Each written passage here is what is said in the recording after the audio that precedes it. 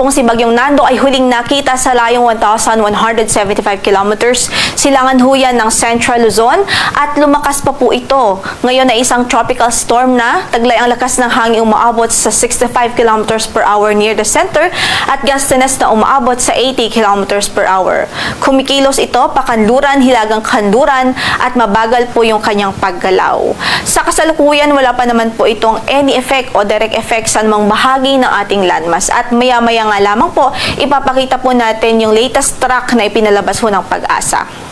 So karagdagang impormasyon lamang po dito sa bagyo na nasa labas ng ating PAR. Ito po yung dating si Bagyong Mirazol na ngayon ay may international name na po na si Tropical Storm Mitag. Huling nakita ang kanyang sentro sa layong 540 kilometers kanluran ng Basco, Batanes. Taglay ang lakas ng hangin umaabot sa 65 kilometers per hour near the center at gustiness na 80 kilometers per hour at pa hilagang kanluran ng kanyang pagkilos sa bilis na 10 kilometers per hour. Ang kanyang trough nakakaapekto pa rin at nagdudulot ng mga pagulan sa Batanes, Babuyan Islands, Apayao, Ilocos Norte at ilang bahagi ng Ilocos Sur.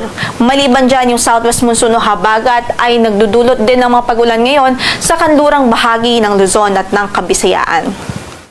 Dumako na ho tayo sa track na ipinalabas po ng Pag-asa ukol po sa Bagyong Nando. At makikita nga po natin sa mga susunod na araw ay generally pahilagang kanluran ang kanyang magiging pagkilos at mataas ang tsansa na lumapit ito at makaapekto, direktang makaapekto dito sa Northern Luzon at Central Luzon.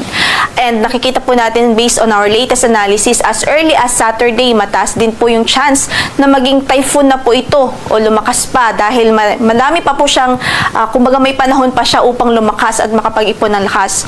So by Saturday, mataas ang chance na typhoon na ito at pwede na rin ho tayo magkaroon ng tropical cyclone wind signal sa ilang bahagi niyan ng Northern Luzon at even ilang bahagi ng Central Luzon. Kaya't magantabay po tayo sa magiging updates ng Pag-asa.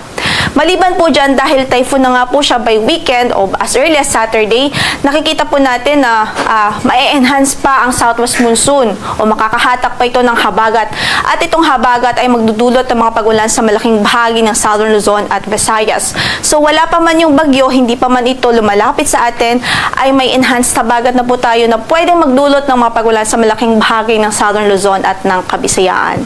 Pagdating naman ho sa landfall scenario, nakikita nga po natin na either ay maglandfall ho ito sa mga isla o sa isla dito sa extreme Northern Luzon o kaya northern tip ng Northern Luzon o kaya naman ay close approach o yung paglapit ho niya dito sa mga landmass na ito. But either way, ay nakikita po natin lubhang maapektuhan nito ang Northern at Central Luzon kaya't maghanda po tayo sa bagyong ito dahil malakas po ito at nakikita nga din po natin malawak ang sirkulasyon na ito.